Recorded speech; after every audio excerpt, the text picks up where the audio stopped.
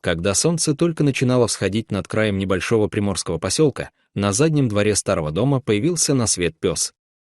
Он был маленький, с нежными белыми ушами и забавно коротким хвостиком. Хозяйка дома, пожилая дама по имени Лена, назвала его дружком. Он рос в тепле и окружении заботы, купаясь в ласке, вдыхая аромат свежеиспеченного хлеба и слушая шум волн. В тот же год, немного позднее, во дворе соседнего дома появилась крохотная полосатая кошечка.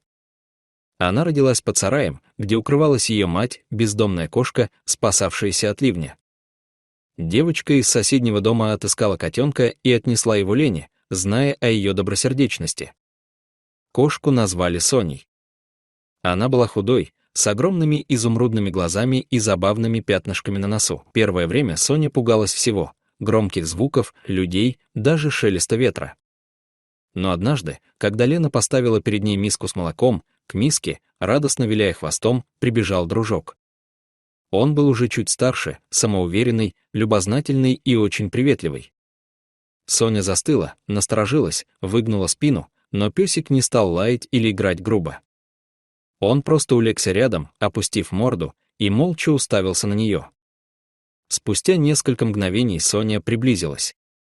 Так зародилась их удивительная дружба. С той поры они стали неразлучны.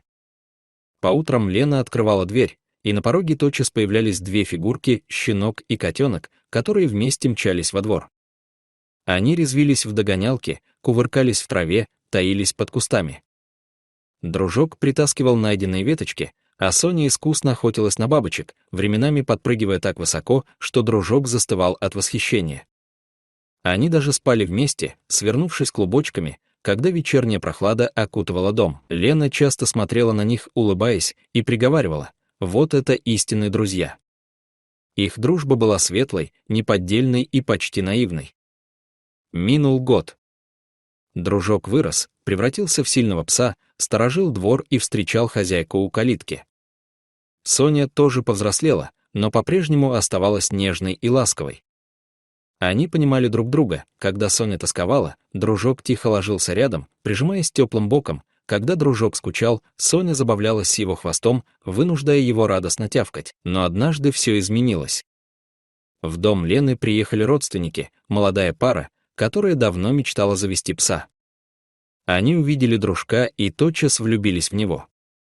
«Мы станем заботиться о нем», — пообещала женщина. Лена долго сомневалась. Она понимала, как сильно дружок привязан к Соне, и сердце ее сжималось при мысли, что они больше не будут вместе. Но семья оказалась надежной, и она решила, что для дружка это станет новой, счастливой жизнью. В день отъезда дружок не осознавал, что творится.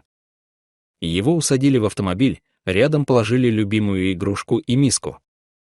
Соня сидела у ворот, тихо мяукала, не трогаясь с места. Когда машина тронулась, дружок тянулся к окну, жалобно скулил, не сводя с нее глаз. Соня помчалась за автомобилем, сколько хватило сил, пока дорога не свернула и гул мотора не стих вдалеке. С того дня она перестала играть. Она часто сидела на крыльце и всматривалась вдаль, туда, где исчез ее товарищ. Лена пыталась ее успокоить, но кошка словно лишилась частицы себя. Дружок же, оказавшись в незнакомом доме, долго искал привычные запахи и звуки. Первые ночи он скулил, отказывался от еды, не спал. Его новая хозяйка гладила его по голове и шептала: «Тихо, мальчик, теперь у тебя новый дом». Постепенно он свыкся, но иногда, особенно вечерами, поднимал морду к звездам и издавал тихий, протяжный вой, словно звал кого-то из прошлого. Пролетело 5 долгих лет. За это время многое изменилось. Лена состарилась и переехала к дочери в город. Соня теперь жила с соседкой, которая обожала животных и подкармливала ее ежедневно. Кошка стала спокойной, мудрой, но в ее взгляде все еще читалась печаль. Она редко играла, почти не покидала двор, предпочитая дремать под старой акацией. Как-то раз в поселке устроили праздник — День домашних любимцев. Люди приходили с питомцами, котами, псами, попугаями. Среди участников оказалась и семья, в которой жил дружок. Пес стал крупным, с блестящей шерстью и уверенной походкой. Он был добрым, послушным и разумным.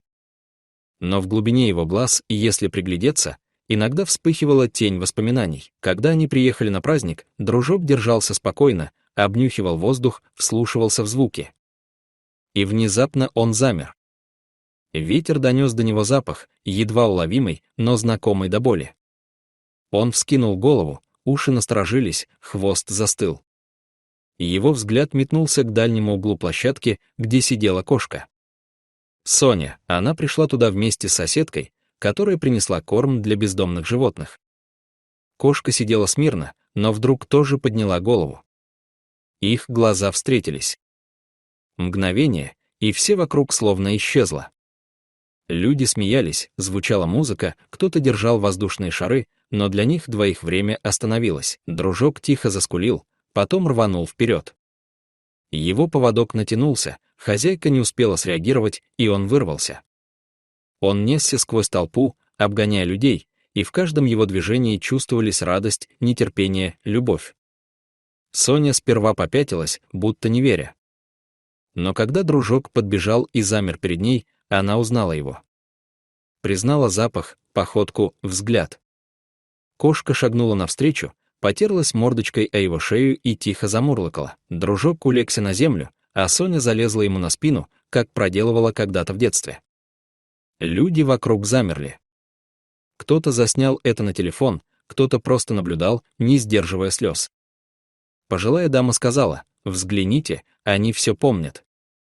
Даже те, кто не любил животных, не могли оставаться безучастными. Дружок и Соня долго не отходили друг от друга.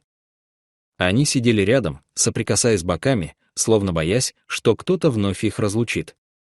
Хозяйка дружка приблизилась, потрепала пса по голове и осведомилась у соседки, нельзя ли им видеться снова. С этого дня Соня и дружок встречались часто. Хозяйки договорились, и теперь каждую неделю они гуляли вместе в парке у моря. Пес и кошка словно возвратились в детство. Дружок снова приносил палочки, а Соня пряталась за кустами, внезапно выскакивая. Порой они просто сидели рядышком, глядя на волны. Их история быстро стала известна всему городу. Видео их встречи разлетелось по интернету и растрогало сердце миллионов людей. Однажды к Лене, которая теперь жила в городе, пришла соседка и показала видео. Старушка долго смотрела, потом прижала руки к груди. На экране был дружок, ее щенок и Соня, маленькая полосатая кошка, которых она когда-то приютила. Ее глаза наполнились слезами. «Они отыскали друг друга», — прошептала она. В тот вечер Лена долго сидела у окна, глядя на закат, и на душе у нее было тепло. Дружок и Соня прожили еще много лет. Их связь осталась такой же прочной. Когда дружок состарился, Соня часто лежала рядом, согревая его своим телом.